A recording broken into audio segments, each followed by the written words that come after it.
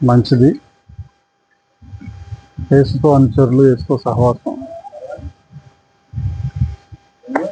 Founder అయినటువంటి ప్రకాష్ రావయ్య గారికి, అలాగే ఏఎల్సి ఎగ్జిక్యూటివ్ కౌన్సిల్ మెంబర్ గారు అయినటువంటి విల్సన్ బాబాయ్ గారికి, అలాగే మరి తోటి సేవకులు పాస్టర్ గారు సూర్యప్రకాష్ గారికి, కూడి వచ్చినటువంటి దైవజనులు ప్రతి ఒక్కరికి దేవుని పేరిట నా హృదయమైనటువంటి ప్రేమతో కూడినటువంటి వందనాలు మరియు శుభాలు తెలియజేస్తాను.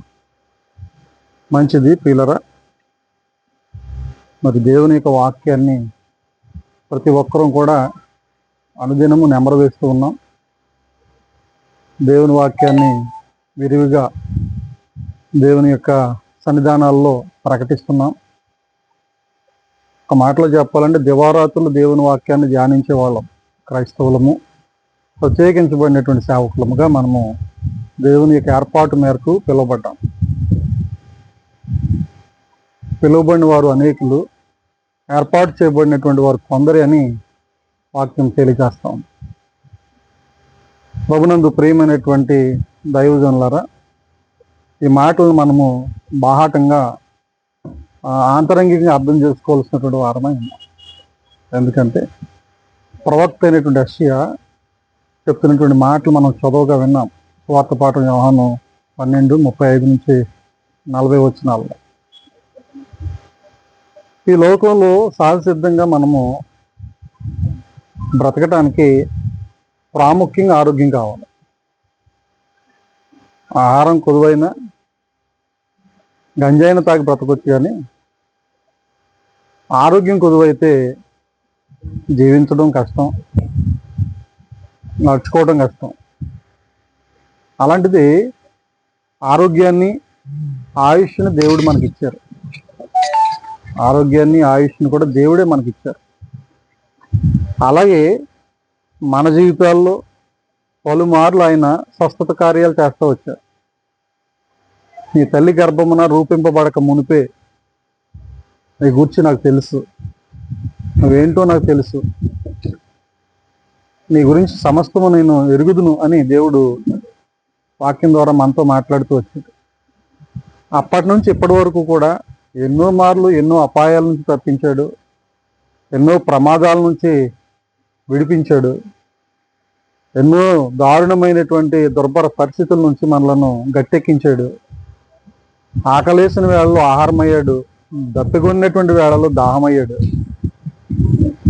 ఎడారిలో సెలయేరయ్యాడు, మన జీవితంలో చక్కని చిరునవ్వయ్యాడు.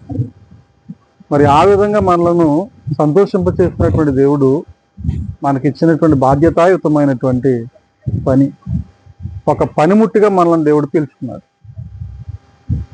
యెషయా ప్రవక్త దేవుని యొక్క వాక్కును ఆలకించి పిలుపును అందుకొని ఆయన కన్నీటితో ఆయన యొక్క సన్నిధిలో మొరపెడతాం.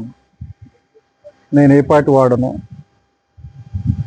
నేను అపవిత్రమైనటువంటి పెదవులు కలిగినటువంటి వాడు, నీ వాక్యాన్ని ప్రకటించడానికి కానీ, నీ సన్నిధిలో నీకు ధూపం వేయటానికి కానీ, నీ సహవాసాన్ని నడిపించడానికి కానీ నేను ఏమాత్రపు వాడిని, సరిపోను నేను అని దేవుని యొక్క సన్నిధిలో యెషయా ప్రవక్త ఒప్పుకున్నప్పుడు దేవుని యొక్క దూత, యెహోవా దూత కారు నిప్పుతో యెషయా యొక్క పెదాలను తుడిచినట్లుగా మనం చూస్తున్నాం. అలా ఎందుకు తొడవాల్సి వచ్చింది అంటే ప్రతి మనుష్యుడు పాపే గత జీవితంలో. మోషే అంతటి ప్రవక్త కూడా కొంతకాలం అజ్ఞాతంలో ఉన్నాడు, తెలిసి తెలియనటువంటి జీవితాన్ని జీవించాడు. తాను ఎవరో కూడా తనకే తెలియదు. వాస్తవం తెలిసేసరికి ఆయన పాపిగానే ఉన్నాడు, హంతకుడుగా ఉన్నాడు, హింసకుడుగా ఉన్నాడు. అట్లాంటి ఆయన సేనాయి యొక్క పర్వతం మీద అగ్ని మండుచుండును, పొద కాలిపోలేదు. దేవుని యొక్క దివ్యమైనటువంటి దర్శనాన్ని చూశాడు, దేవుని యొక్క వాక్కు విన్నాడు. ఆ వాక్కు ప్రకారంగా ఆయన జీవించడానికి మరలా నూతనంగా జన్మించాడు. ఆ విధంగా ఆయన బలమైనటువంటి శౌర్య కార్యాలు జరిగించి ఐగుప్తులో మోషే అహరోను యొక్క మరి సహవాసంలో ఈజిప్ట్ నుంచి హెబ్రీలందరినీ కూడా కానా వైపుకి నడిపించగలిగినటువంటి సమర్థవంతమైన నాయకుడిగా మోషే పనిచేశారు. ఆయన ఎవరో తెలియనటువంటి కాలంలో అజ్ఞాతంలో ఉన్నప్పుడు ఏ ఒక్కరికి ఉపయోగపడలేదు పోగా ప్రతి ఒక్కరికి కూడా హింసను చూపించాడు.